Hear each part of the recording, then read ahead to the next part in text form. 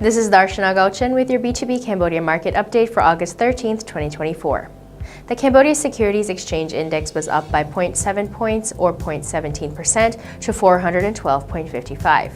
Total trade volume was up but remained light, with only 60,993 shares changing hands at a total value of roughly 386 million Khmer Real, or around $94,000. Four stocks were up on the main board. Grand Twins International led the market, up 2.82% or 100 Real to 3,650 Real per share. Sihanoukville Autonomous Port followed in second, up 0.50% or 60 Real to 12,020 Real per share. Other stocks up were Cam GSM and the Phnom Penh Water Supply Authority. On the other hand, three stocks were down. The Phnom Penh Autonomous Port was the biggest loser of the day, dropping 0.68% or 100 Real to 14,600 Real per share, followed by Pestec Cambodia, which fell 0.40% or 10 Real to 2,460 Real per share. Akleda Bank was the third stock down, falling 0.27%. MJQ Education and Royal Group Phnom Penh SEZ meanwhile remained flat. Over on the growth board, JS Land was down 0.29% or 10 Real to 3,410 Real per share, while DBD Engineering remained flat. Akleda Bank recorded the highest trade volume of the day, with 43,385 shares changing hands at a total value of 322.4 million Real, or around $78,700, making up around 67% of the total trade volume on August 13th. Grand Twins International followed in a distant second, with 9,918 shares changing hands at a total value of 36.4 million Real, or $8,800, making up roughly 15% of Tuesday's trade volume.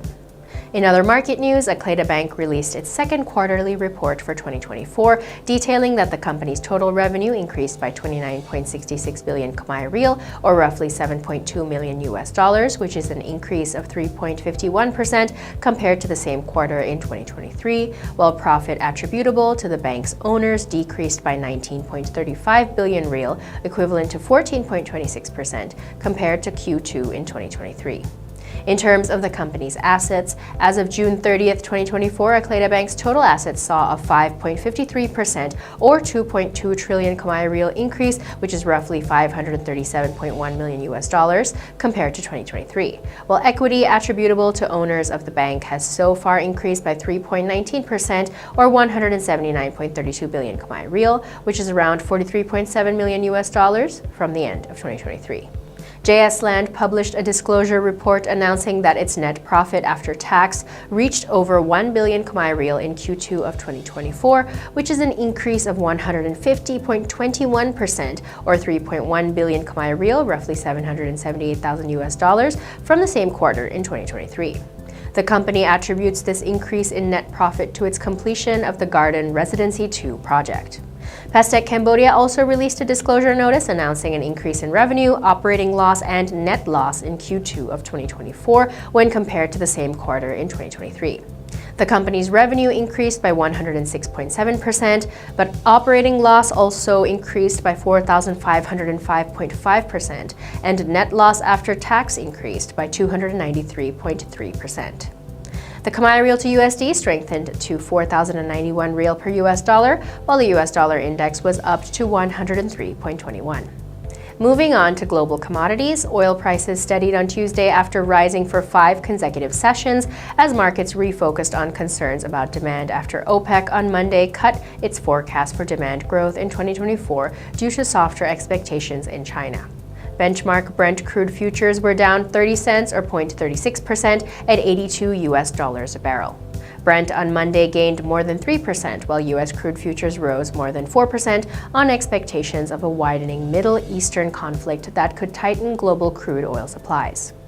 Gold prices fell as investors locked in profits after the precious metal closed at an all-time high on the previous sessions and ahead of key U.S. inflation data that could shape expectations around the U.S. Federal Reserve's monetary policy path. Spot gold was down 0.4% at $2,461.60 per ounce.